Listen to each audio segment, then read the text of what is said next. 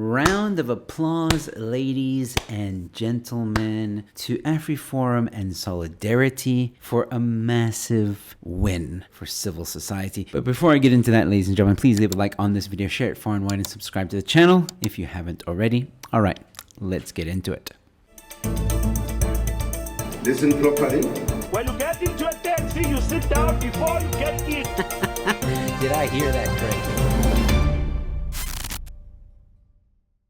Hello, ladies and gentlemen. Welcome to Newsflash. I'm your host, Joe Emilio. Solidarity movement reaches settlement with government at Nedlac over BELA bill. That's right, ladies and gentlemen. The BELA bill has been slowed down and there are some changes coming. The Solidarity movement, with Solidarity and AfriForum counting among its institutions, has reached a settlement with the government at Nedlac over the BELA dispute. In terms of the settlement, the controversial sections in the BELA Act will no longer be implemented on 13th of December 2024. Norms and standards and national policies and regulations must first be developed, which will, among other things, determine that schools which are running at their full capacity may not receive instructions to change their language and admission policy. The settlement also outlines the roles for the Basic Education Minister and the President. The role of the President with regard to the BELA Act is to assent to and proclaim the commencement of the provisions of the Act. The role of the Minister of Basic Education, as the primary custodian of the portfolio of basic education, is to ensure the proper implementation of the BELA Act, including making recommendations to the President on the commencement arrangements for the Act, and ensuring that the implementation of the Act is supported by appropriate national regulations, national norms, and standard and/or national policies. That was a mouthful. The settlement also provides for further development on mother tongue education that extend beyond just Afrikaans. Now, nothing is said about grade R or homeschooling. Those are also sections in the BELA Act at the moment that are also controversial. A lot of people not happy about some of the amendments there, or some of the suggestions there, rather, in the clauses. But the good news here is that by delaying the process here, it opens the door for future changes. So don't be too upset that some of the other changes aren't happening. We'll see more in due time, hopefully. The outcome is a win for all parties and the country. But not everybody feels that way. History is repeating itself. ANC, SATU, good, reject BELA Act agreement. Just let it go.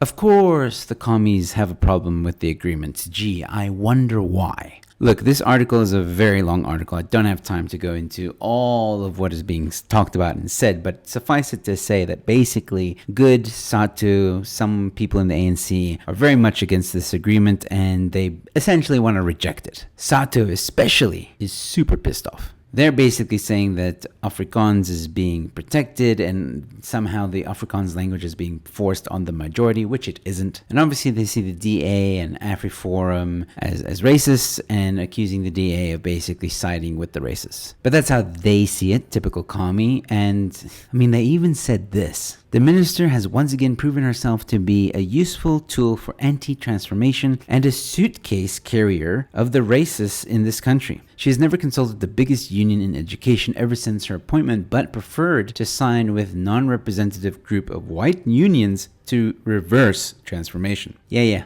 All the buzzwords, transformation and all that cock. I mean, when you start hearing those words, you just know this is some woke BS. But anyway, let's just ignore the commies for a second. The DA did issue a statement. Everyone must respect the agreement on the BELA Act reached at Nedlac. According to the DA's legal advice, an ad hoc informal committee cannot override an agreement reached through a statutory process. This is an extraordinary situation. A statutory body produces a negotiated settlement in terms of the law involving the Presidency and the Department of Basic Education and a trade union. And the RET faction of the ANC mobilizes to override it without following any legal process. This is pure political posturing that undermines institutions designed to solve problems through negotiation and prevent conflict. This battle is about the internal battle for control of the ANC, and it is clear that the RET faction will ride roughshod over the law and due process to seize power. For our part, the DA welcomes the fact that a constructive solution has or was negotiated to the BELA crisis in a forum that did not involve political parties, and we support the outcome of this process. Try, baby. So there you go. The commies can throw their toys out of the cot. That's why I didn't go into too much detail of the previous article, because at the end of the day, the process just has to happen. They have no choice. No doubt this might create more tensions in the GNU, but let's see how much they cry when there's pushback against the NHI. But let me know your thoughts on all this in the comment section below, ladies and gentlemen. And while you're there, leave a like on this video, share it far and wide, and subscribe to the channel. I've got more content coming your way. And with all that being said, thank you for watching. Your Newsflash is in. Do you want one? No. You're next. Why'd you do that? I don't know. I just grabbed it. You weren't supposed to. Why does it matter anyway, bro? Welcome back. Did you happen to see anything unusual? Yeah, I did.